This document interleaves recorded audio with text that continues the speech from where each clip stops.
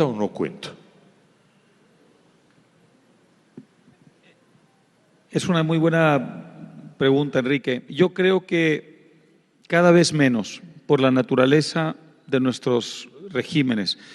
Si tuviéramos gobiernos democráticos, con instituciones republicanas sólidas, con sociedades civiles sanas y fuertes, creo que la opinión pública internacional y específicamente la opinión de la prensa internacional tendría una influencia mucho mayor.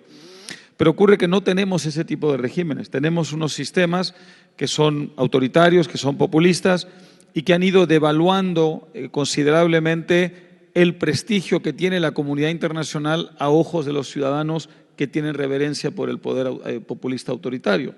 Porque no solamente han criticado el periodismo, en realidad lo que han hecho es desprestigiado el sistema de valores occidentales en general. Los gobiernos populistas que hacen bien su tarea logran transmitir a sus ciudadanos que el mundo exterior es en general un mundo hostil a sus valores, es un mundo explotador, es un mundo agresivo y es un mundo de falsos valores. Entonces, si tú vas erosionando el prestigio de la comunidad internacional a ojos de tus ciudadanos, la información que venga desde fuera en realidad será una información devaluada de por sí, ¿no? Pienso, por ejemplo, en el caso de Argentina. Argentina es un país donde hubo un gobierno durante 12 años de la pareja Kirchner, que fue un gobierno que erosionó gravemente las libertades, que demolió muchas de las instituciones republicanas y democráticas. Afortunadamente no acabó del todo con la democracia y por eso fue posible su derrota al final, pero durante ese periodo hubo una erosión tremenda de ciertos valores republicanos y democráticos. Y yo recuerdo cómo fue evolucionando este asunto de la influencia de la opinión internacional. Al comienzo tenía mucha importancia. Cada vez que la pareja Kirchner se metía con un medio de comunicación, se metía con un periodista, manipulaba el poder judicial, incurría en actos de corrupción mil y una nochescos, de esos tremendos, y luego esto era objeto de una editorial del New York Times, de una editorial del Wall Street Journal, de una información en CNN. Esto inmediatamente repercutía, los medios locales, internos, lo difundían y tenía una influencia y tenía además un efecto,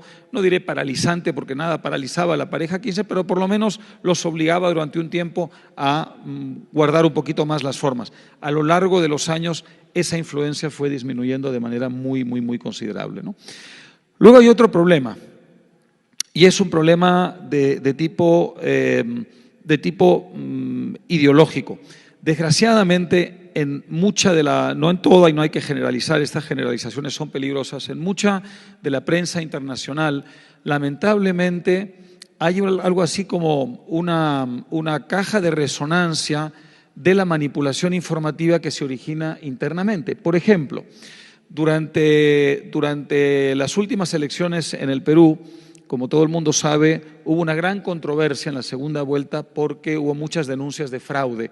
En un segmento muy grande del país, sobre todo en el sur, hubo una manipulación del conteo de votos bajo una fuerte influencia de Evo Morales y del sistema boliviano, que produjo resultados muy extraños en muchas de las mesas que probablemente representaron un cierto nivel de fraude. Nunca sabremos exactamente cuánto y es muy difícil saber exactamente cuántos votos representó ese fraude, pero fue significativo.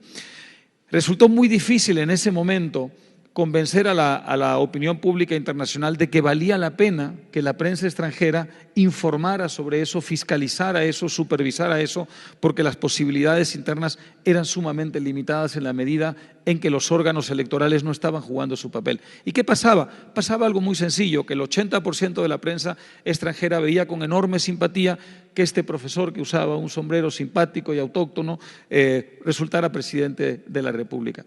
Transcurridos ya unos meses, ante la evidencia de lo que está pasando, esa misma prensa hoy se ha vuelto tremendamente crítica de lo que está pasando en Perú, pero es un poco tarde, ¿no? De manera que hay ese otro problema que tenemos en la prensa extranjera, esta visión romántica de nuestros socialismos autoritarios que dificulta mucho la tarea, digamos, de ejercer una cierta vigilancia. Quiero, para terminar, también llamar la atención sobre una cosa muy específica que está pasando en el Perú, Enrique, ya que lo mencionaste hace un momento.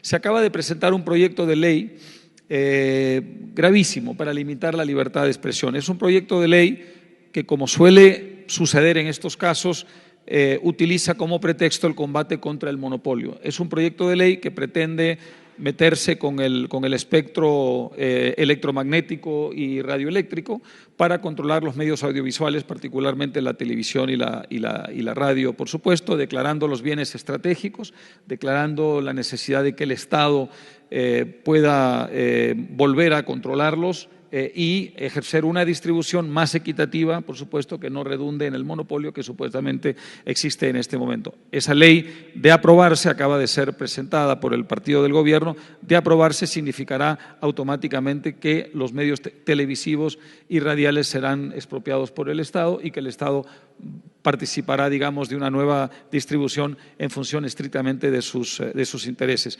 No he visto todavía en la prensa extranjera un nivel de información como el que tendría que haber sobre una amenaza tan grave contra la libertad de expresión en el Perú. Bueno, por eso, por la